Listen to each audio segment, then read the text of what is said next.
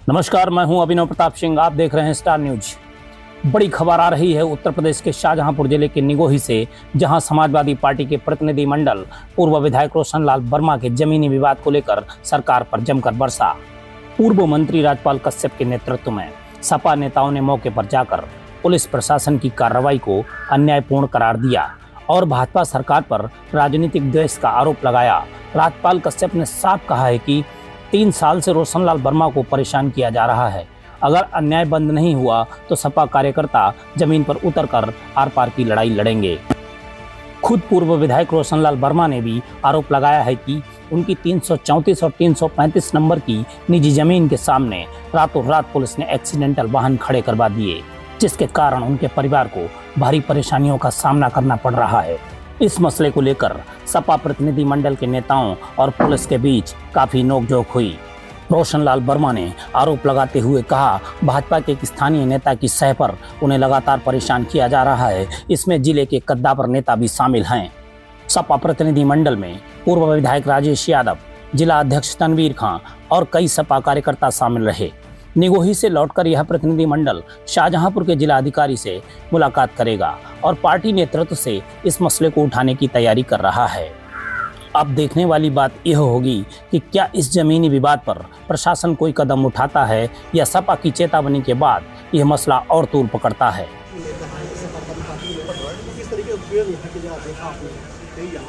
देखिए, बीजेपी की सरकार जब से आई है तब से विपक्ष क्या, खास तौर से समाजवादी पार्टी के नेता कार्यकर्ताओं पे चुन चुन की कार्रवाइयाँ हो रही हैं, गलत कार्रवाइयाँ हो रही हैं और चुन चुन के परेशान किया जा रहा है। उसी के तहत जनपद शाहजहांपुर की विधानसभा तिलहर में, निगोही में हमारे विधायक पूर्व में 3 बार के विधायक रहे, माननीय रोशन लाल वर्मा लोधी है और 3 बार के विधायक रहे। इनकी बहू, जो विधवा बहू है, जिसकी जमीन है, जिस पे माननीय राष्ट्रीय अध्यक्ष जी ने लगभग 1.5 साल पहले प्रतिनिधि मंडल भी भेजा था माननीय अखिलेश यादव जी ने, अवैध तरीके से पुलिस प्रशासन की दम पे और सत्ता संरक्षित गुंडों द्वारा लगातार इनका उत्पीड़न किया जा रहा।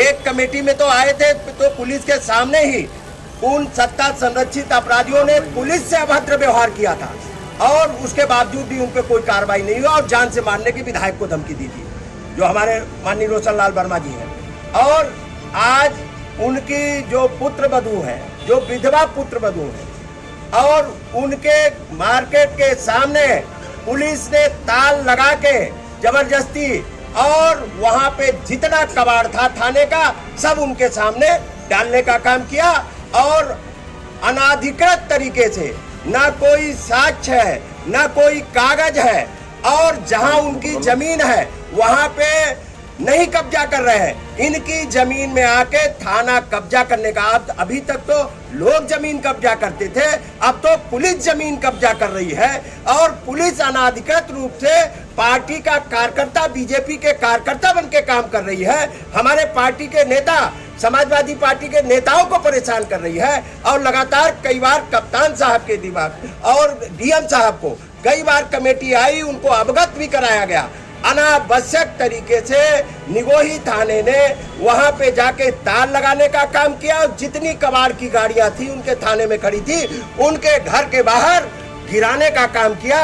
अब उनकी विधवा पुत्रवधू और ये लोधी समाज से आते हैं, लोधी समाज के हैं और 3 बार के विधायक हैं। जब 3 बार के विधायक रहे हमारे लोधी समाज के, हमारे रोशन लाल वर्मा जी पे इस तरीके का बीजेपी के शासनकाल में जुल्म उत्पीड़न हो रहा, तो आम कार्यकर्ता, बैकवर्ड और पीडीए के लोगों को कौन पूछेगा।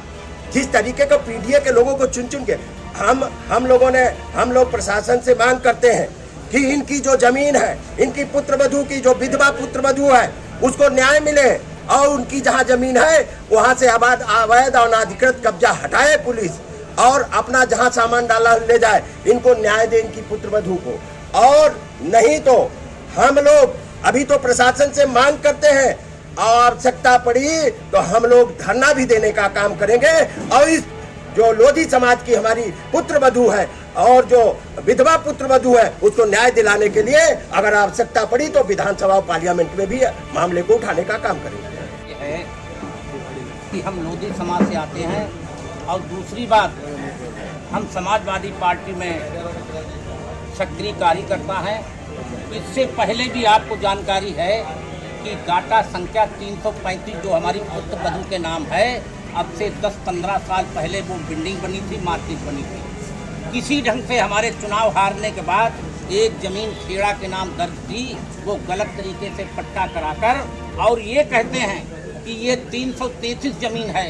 हम तो मांग करते हैं, डीएम साहब कहते हैं जो भी उच्च अधिकारी हो, क्योंकि तहसील प्रशासन पर भारतीय जनता पार्टी के नेताओं का, एक बड़े नेता का, क्षेत्रीय विधायक का दबाव है। यहाँ पर न्याय मिलने की कोई उम्मीद नहीं है। मैं तो इससे पहले भी आप जानकारी है शिव कुमार जी, सब पत्रकार हमारे जानते हैं कि मेरी एक जमीन पर कुआएं रोड पर कब्जा किया गया, उसमें आप भी मौजूद थे।